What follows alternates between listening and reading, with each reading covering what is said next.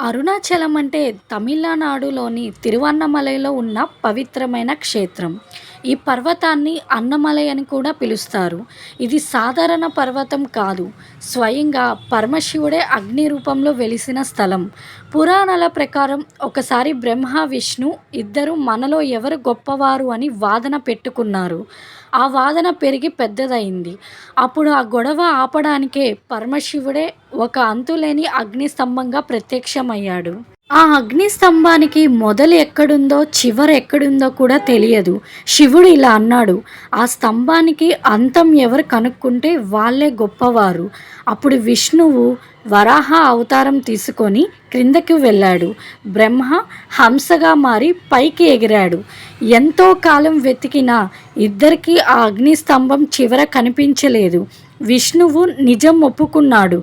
కానీ బ్రహ్మ అబద్ధం చెప్పాడు, "నేను పై చివర చూశాను" అని. అప్పుడు శివుడు కోపంగా బ్రహ్మను శపించాడు. అందుకే బ్రహ్మకు భూమిపై ఆలయాలు చాలా తక్కువగా ఉంటాయి.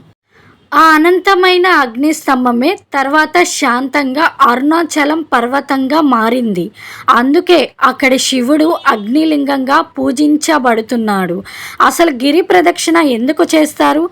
భక్తులు ఆ పర్వతాన్ని సాక్షాత్ శివుడిగా భావిస్తారు.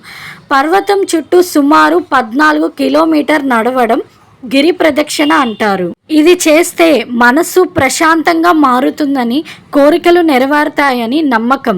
ప్రత్యక్షంగా పౌర్ణమి రోజున వేలాది మంది ఈ ప్రదక్షిణ చేస్తారు. ప్రదక్షిణ చేసేటప్పుడు భక్తులు ఎలాంటి కోరికలు కోరకూడదు. ముఖ్యమైన విషయం, అరుణాచలం అంటే అగ్నితత్వం. శివుడు 5 రూపాలలో ఇది ఒకటి. అగ్నిలింగం అంటే జ్ఞానం, పవిత్రత, అహంకారాన్ని దాచిన శక్తి అన్నమాట.